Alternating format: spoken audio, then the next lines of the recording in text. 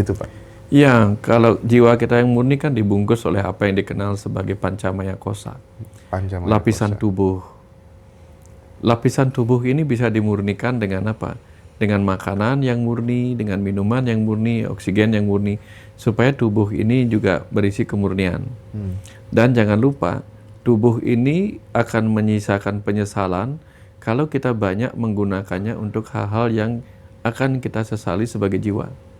Itu sebabnya semua agama mengajarkan kita bagaimana menggunakan tubuh ini secara baik, yaitu menjadi pribadi yang penuh cinta kasih, welas asih, kasih sayang, supaya kita nggak menyesal atas tubuh ini. Nah, itu akan memudahkan kita nanti melepas tubuh ini karena sudah kita gunakan dengan sebaik-baiknya.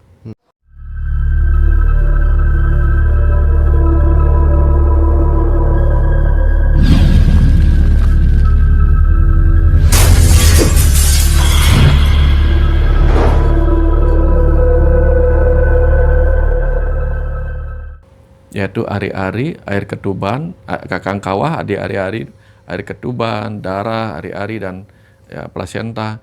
Ini saudaramu yang pernah kamu ajak hidup, merawatmu di dalam kandungan, membantumu lahir, dan menjagamu di luar kehidupan. Nah, tiba-tiba begitu Mas Hendra, saya langsung sebulan kemudian bukunya beres. Aduh. Bukunya beres, langsung Seru ya dicetak. hidupnya Pak Wayan. Kayak gitu Mas Hendra.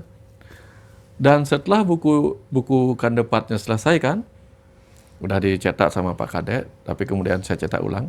Pak Putu kemudian, Pak Putu Faras, Pak Putu Eka, Pak Dokter, setelah Kandepat ini berarti lanjut ke pengobatan dengan saudara empat. Usada Kandapa. Usada kenapa? Terus saya bilang apa Mas Enda waktu itu? Wah ini berat Pak Putu. Kalau pengobatan berat. Sebagai seorang dokter saya harus banyak referensi nih. Saya bilang gitu Mas. Tapi pada saat itu hari upacara feodalan namanya di pabriknya Faras, tiba-tiba mengalir ini Mas Enda. Saya ambillah kotak nasi bekas yang putih itu. Saya tiba-tiba dapat sesuatu, saya gambar di situ. Kayaknya kesini dia Pak Putu, gitu. Akhirnya yang terjadi apa? Sepulang dari tempat itu di Tabanan, saya ke rumah. Malam-malam saya bikinkan dengan Photoshop, saya bikinkan cover. Kemudian saya bikinkan bakalan cover dan kata pengantarnya. Lalu saya share di Facebook. Ini yang saya sebut action tadi. Walaupun belum apa-apa. Action aja saya dulu, seakan-akan bukunya sudah jadi. Lalu ada yang nanya, Pak Dokter, bukunya udah jadi ya Usada Kanepat? Saya mau beli ya. Itu seperti pemicu Mas Hendra. Itulah yang perlu kita lakukan ketika kita butuh sesuatu. Iya, tahu, Action Pak, aja dulu, Pak. supaya apa? Itu mendorong kita untuk tambah semangat gitu. Kadang kita butuh the power of kepepet ya Pak. Nah itu tadi Mas Hendra, the power of kepepet. Dan tahu nggak Mas Hendra? Begitu saya ditanya sama Pak Dewa nih, Pak Dokter, bukunya udah jadi gitu. Terus apa yang saya lakukan Mas Hendra? Besoknya 9 hari full saya dikunci di depan laptop. 9 hari full. Dan bukunya jadi sebanyak berapa 200 halaman mungkin. 9 hari Mas Hendra. Cover biru ya. Nah, dan isinya adalah bagaimana kita menyembuhkan diri kita dengan benda padat, benda cair, benda gas, udara, cahaya gitu. Dan banyak macam lah di situ. Judulnya Usada Kanepat. Nah, kemudian setelah selesai itu tiba-tiba beresin lagi satu. Tiba-tiba beresin lagi satu. Bahwa sedulur papat juga bisa membantumu untuk mengalami perluasan dan pembebasan jiwa gitu. Perluasan kesadaran dan pembebasan jiwa. Tiba-tiba mengalirlah dia menjadi Kandepat Tantra. Tantra itu artinya menjalin, meluaskan, membebaskan. Itu. Nah, setelah selesai itu apa yang terjadi? Saya saya teringat ada orang mempertanyakan kenapa orang Bali meninggalnya dibakar, kan kasihan gitu. Nah, di situ kemudian saya lengkapi dengan perjalanan ke alam kematian. Itu kan semua dunia spiritual Mas Hendra. Iya betul. Tapi kehidupan kan tidak boleh terus-menerus dunia spiritual. Bagaimana kalau kita terpuruk oleh keadaan, misalnya terpuruk dalam bisnis? Bagaimana kita akan bicara tentang spiritual kalau kita terpuruk dalam dunia bisnis? Tiba-tiba Pak Putu menjadi sebuah inspirasi bagi saya. untuk menulis buku yang berjudul Surya pun pernah tenggelam. Jadi orang-orang yang terpuruk dalam ekonomi, Surya itu maksudnya bukan Pak Surya itu bukan ya? inspirasinya di situ. Ya, tapi semua orang, beliau mewakili semua orang kan. Semua orang kan pernah terpuruk di situ, Mas Hendra. Bagaimana kita bangkit dari keterpurukan ekonomi, keterpurukan duniawi, disitulah kemudian dia menjadi buku Surya pun pernah tenggelam. Gitu. Oh, gitu. Jadi itu Mas Surya, jadi berapa buku ya? 18 atau berapa buku itu? Wih, ngeri, kok bisa gitu ya? Iya. Aduh, luar biasa sekali sih. Dan teman-teman yang mau minta diajari pewayan langsung nanti ya, gimana supaya kemudian kita bisa terbimbing dari dalam gitu ya Pak ya? Iya. Supaya nggak selalu mencari validasi, mencari pertanyaan dari luar terus. Nah Pak, lanjut ke pertanyaan teman-teman. Saya jadi terinspirasi ngebanyakin konsultasi deh sama Pak Wayan gitu ya. Ini dari akun Akhirat 04 Pak. Akhirat 04. Pak, bagaimana cara melepas cover-cover yang menyelimuti jiwa yang murni Pak? Gitu Pak. Ya, kalau jiwa kita yang murni kan dibungkus oleh apa yang dikenal sebagai pancamaya kosa. Lapisan tubuh. Lapisan tubuh ini bisa dimurnikan dengan apa? Dengan makanan yang murni, dengan minuman yang murni, oksigen yang murni, supaya tubuh ini juga berisi kemurnian.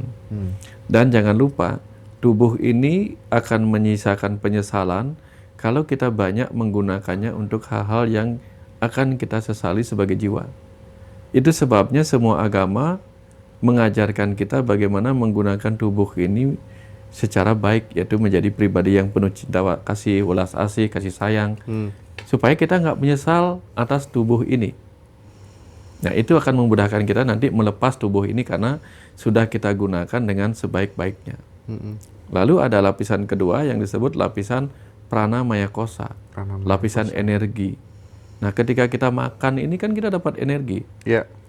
Masalahnya adalah energi yang kita dapatkan dari makanan, minuman, udara, itu kita pakai untuk apa? Menyakiti orang, iri hati, dendam, memusuhi orang, cemas, dan sebagainya. Maka itu akan menjadi lapisan energi yang mengotori kemurnian jiwa kita. Maka agama juga mengajarkan kita menggunakan energi itu untuk apa? Untuk memancarkan vibrasi cinta kasih. Banyak bersyukur, kemudian menghargai orang, menghormati orang. Semua hal-hal itu maksudnya adalah supaya lapisan energi kita adalah energi yang murni, bagus gitu.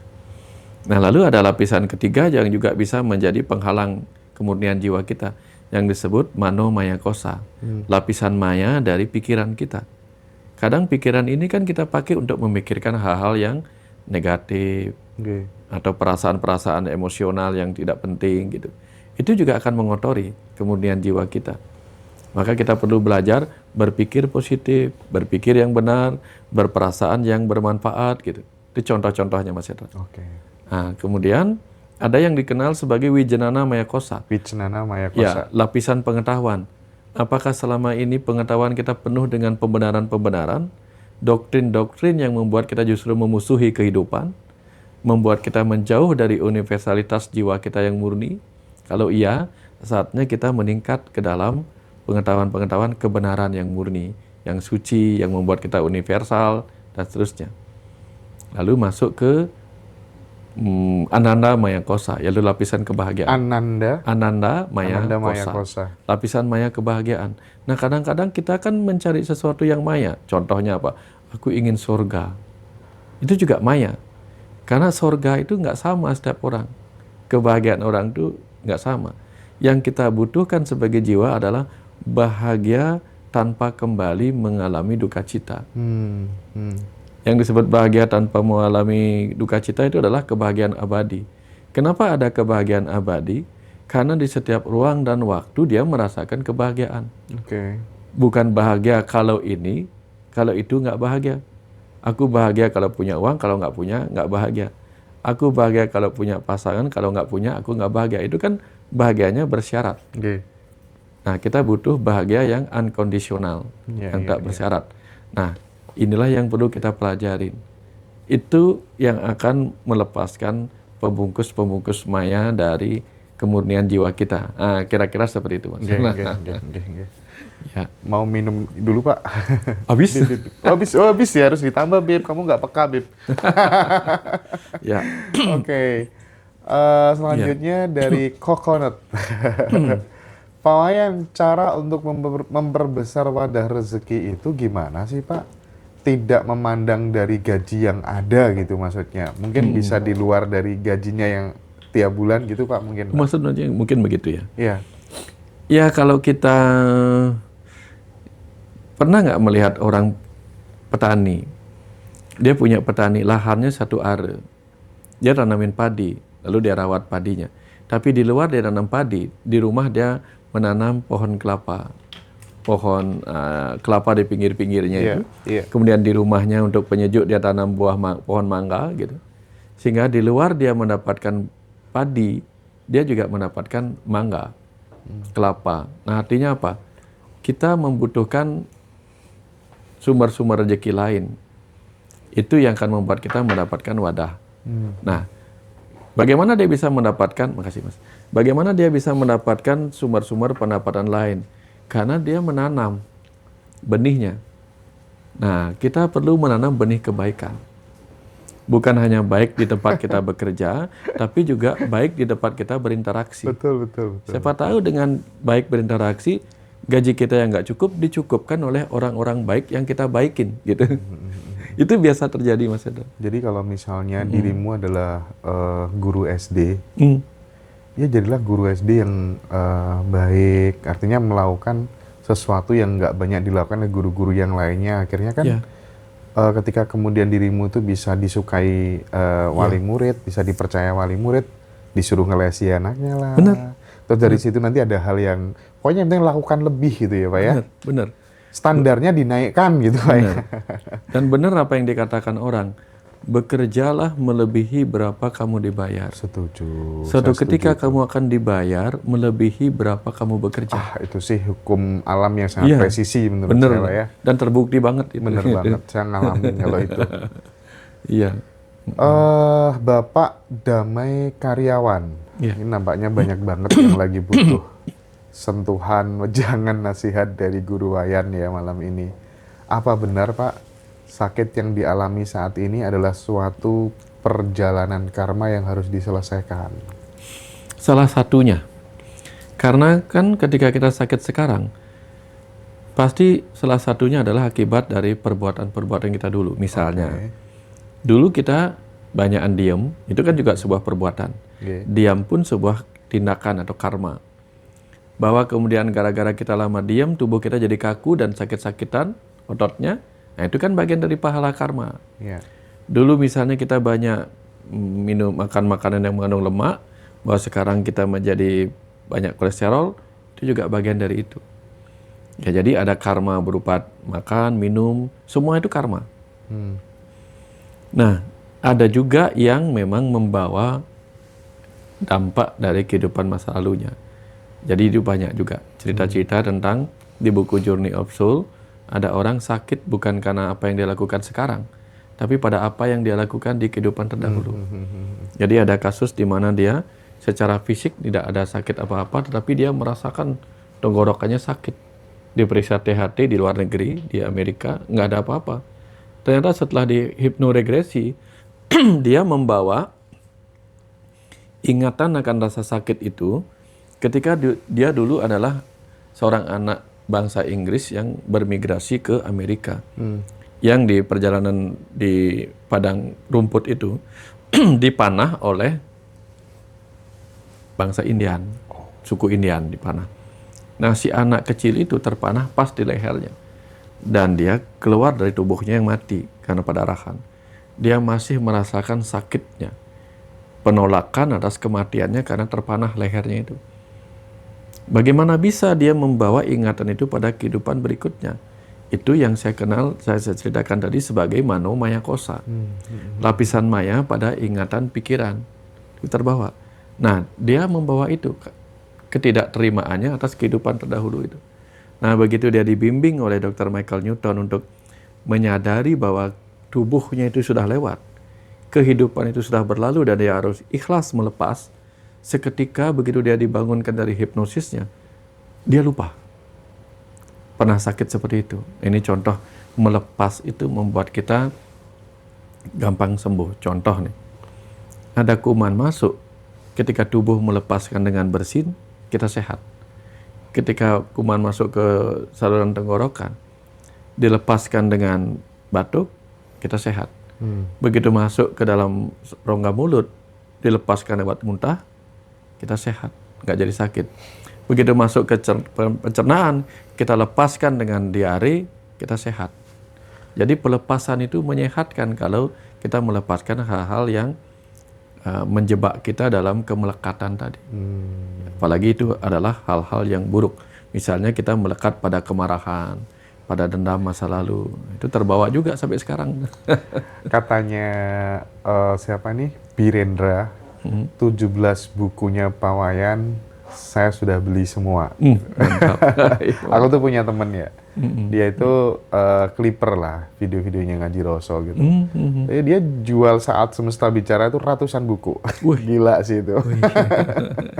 Terima kasih banyak. Iya. Membantu pesan ayah ibu semesta. Saya ingin belajar dengan Bapak untuk penyembuhan sakit autoimun, benjolan, dan banyak yang nggak nyaman di tubuh saya tanpa obat. Gimana caranya, Pak? Dulu saya ketika alergi, bersin-bersin sampai sesak asma gitu.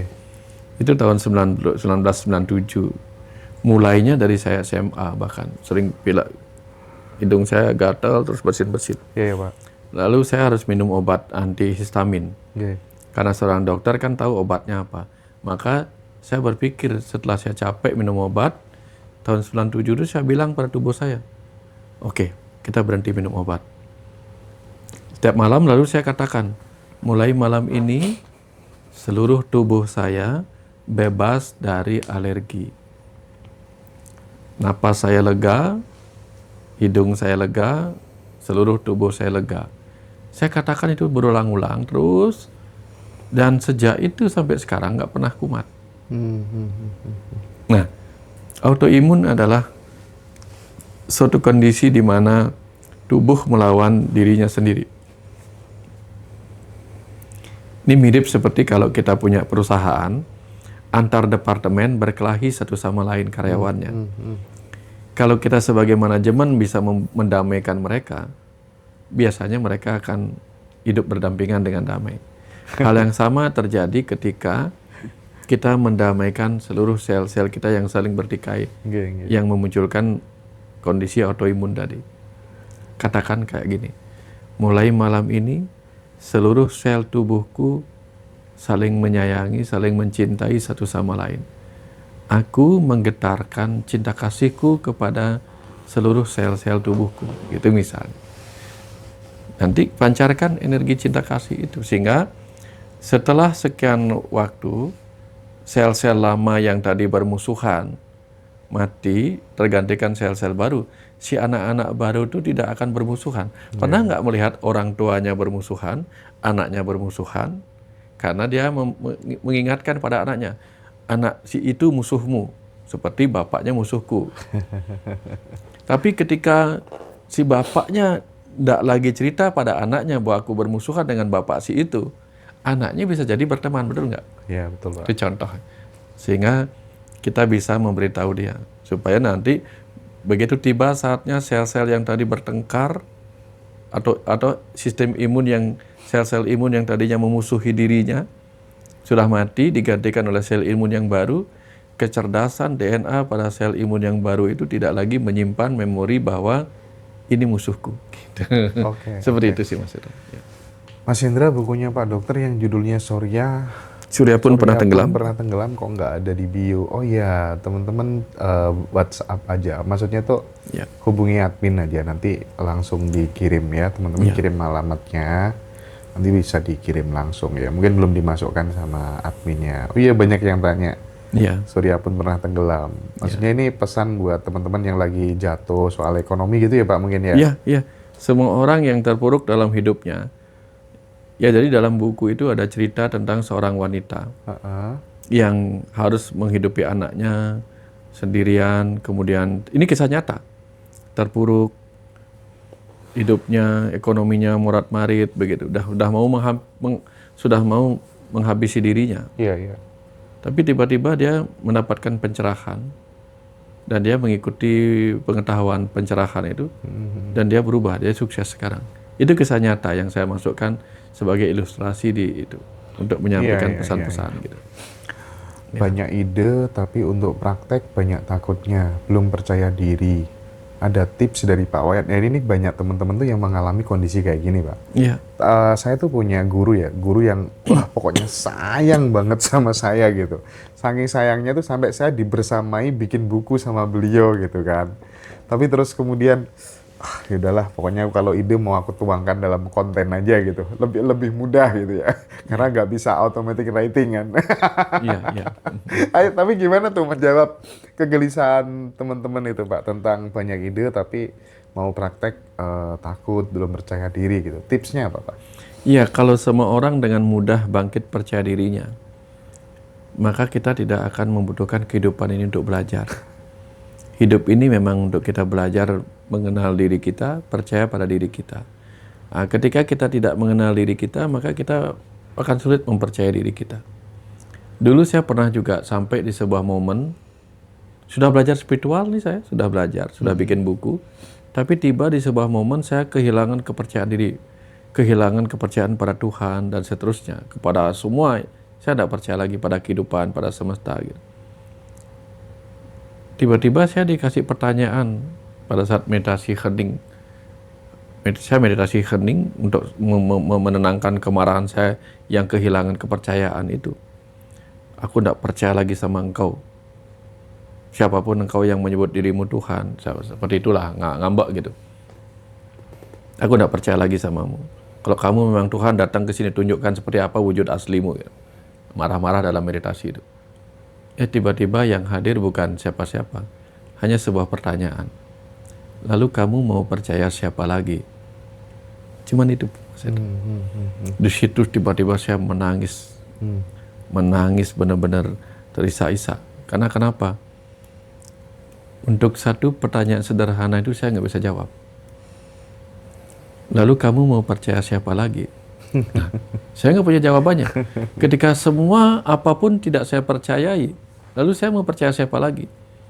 Di situ kemudian saya bicara. Diam sambil menangis, saya berkata, Tuhan, ambil semua yang pernah kau berikan kepadaku. Tapi jangan ambil satu saja, yaitu apa? Keyakinanku bahwa engkau ada.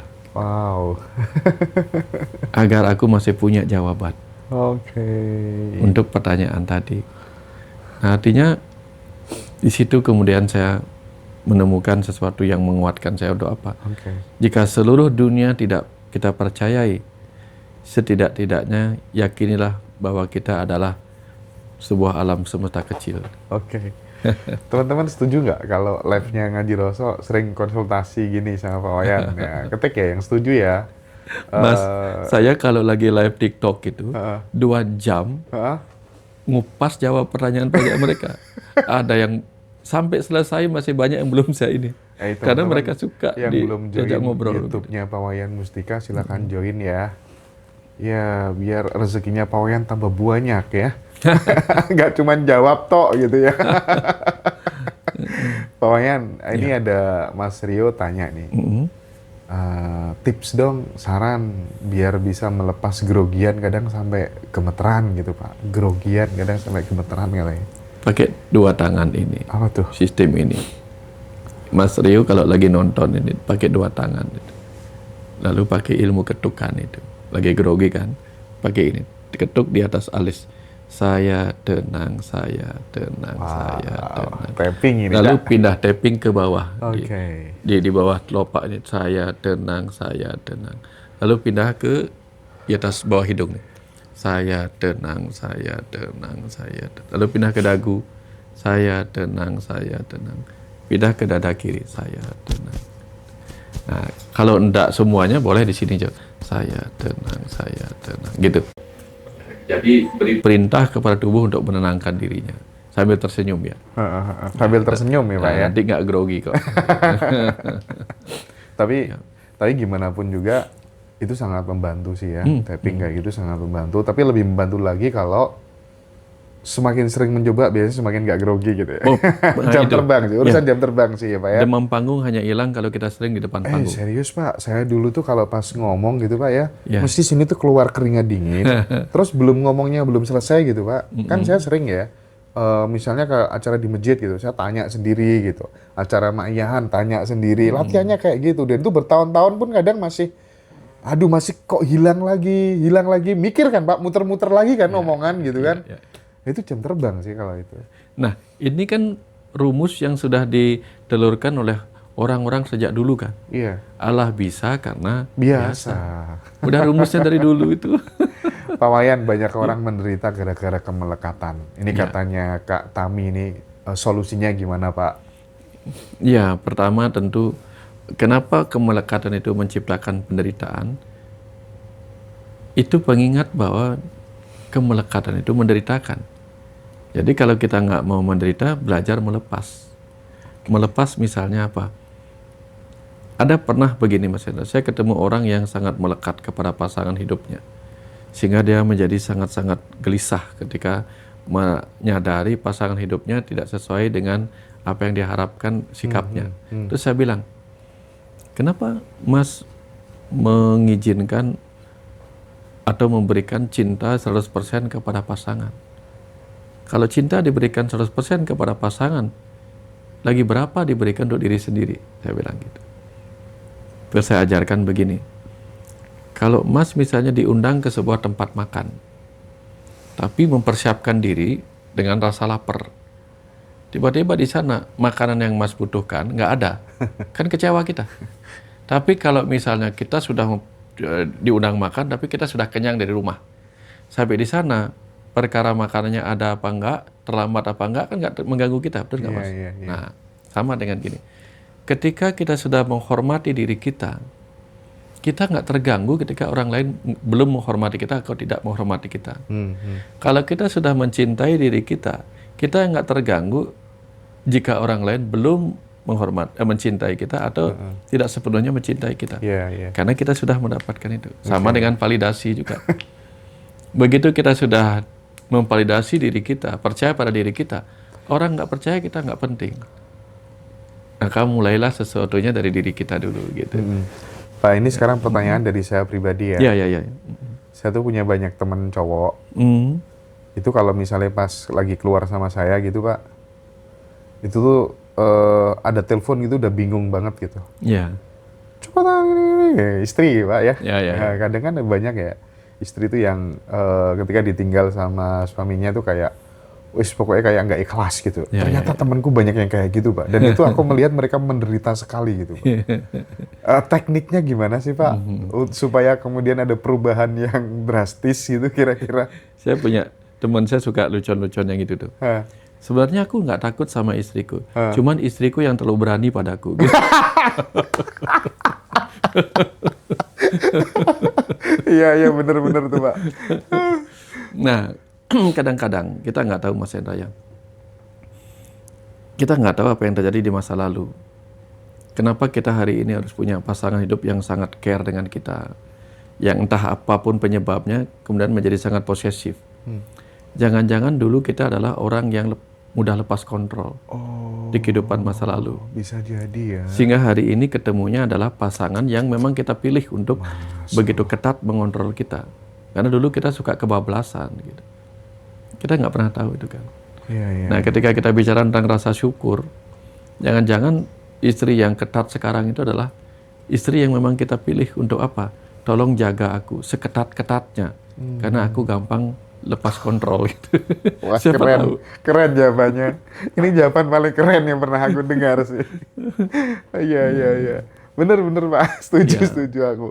Pak, sorry, dari Masian Pak. Selamat malam Pak Dokter. Kapan buku Mahabharata karya Pak Dokter bisa dibeli? Pre-order di Ngaji bisa ya Pak ya? Boleh. Berapa minggu lagi kira-kira? Sekitar Februari lah. Februari ya teman-teman Februari.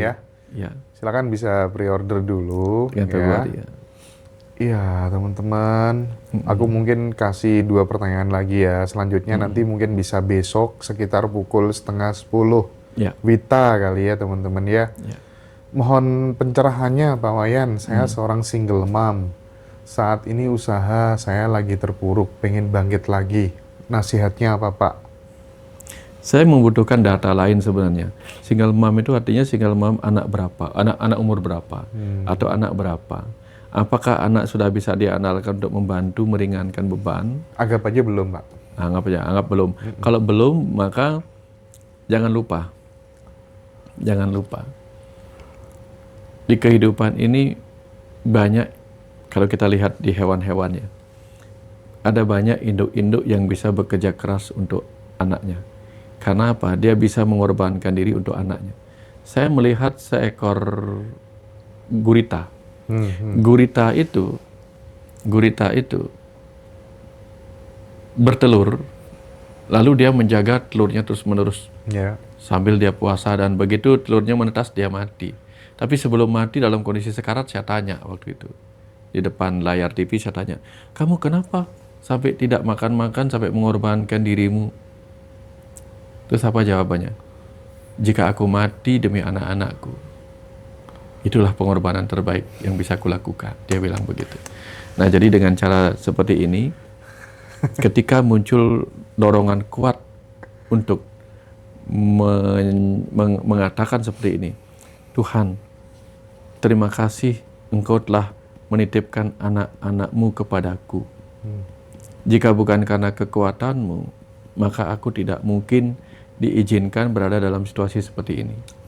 Aku percaya aku akan menemukan kekuatan terbesar dalam diriku. Gitu. Itu yang pertama. Yang kedua, harus dipahami dalam dunia biologi. Ada DNA mitokondrial. Mitokondria itu adalah pembangkit energi dalam tubuh, dalam sel. DNA mitokondrial itu hanya diberikan oleh seorang ibu. Artinya apa? Pembangkit energi itu, DNA-nya diberikan oleh ibu. Maka ibu itu mempunyai kekuatan luar biasa. Nah, dan jangan lupa, walaupun yang dikenal sebagai Raja Singa itu adalah singa jantan, tetapi yang berhasil mendapatkan mangsa adalah singa-singa betina. Pertanda semesta sedang mengajarkan bahwa apa? Hati-hati dengan kekuatan seorang wanita. The power of emak-emak. The power of emak-emak. Nah, dari sana begitu percaya dirinya muncul, semua power itu akan muncul.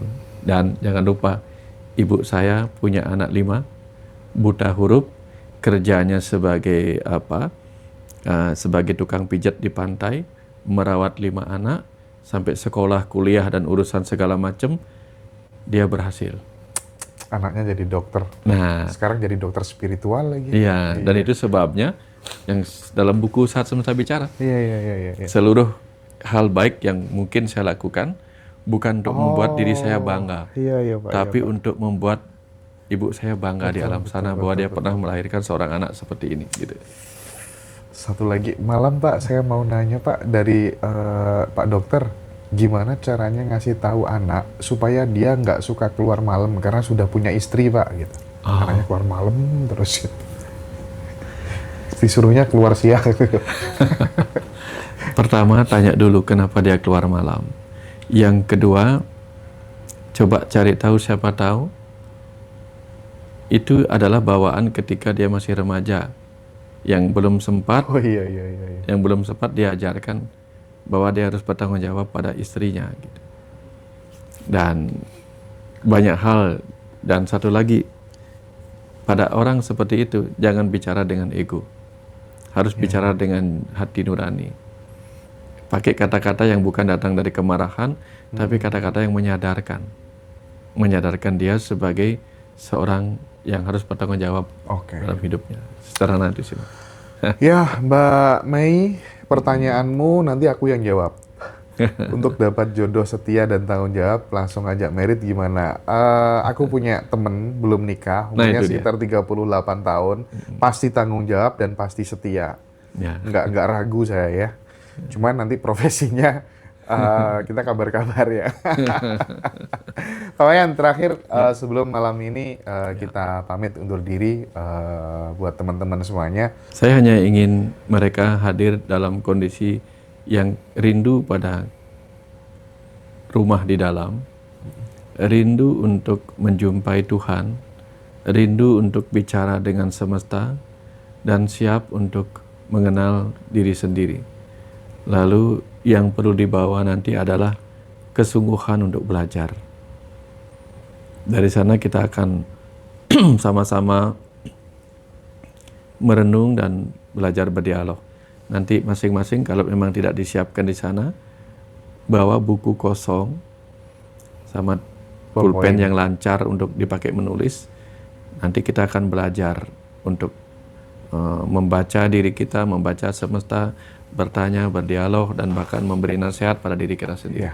Itu yang akan kita lakukan nanti. Kita siapkan nanti Pak, panitia nanti akan menyiapkan buku, ballpoint gitu ya. Teman-teman nanti juga dapat t-shirt gratis gitu sesuai ukuran. Terus kemudian dapat kamar untuk menginap. Terus kemudian makan 3 kali, coffee break ya. Dan lain-lain, pokoknya kita optimalkan supaya teman-teman mendapatkan sesuatu yang luar biasa nanti di Retreat Nasional Ngaji Roso. Pak Wayan, terima kasih banyak. Kita ketemu lagi besok jam 9:30. Sampai ketemu lagi. Pak Wayan. Sampai ketemu teman-teman.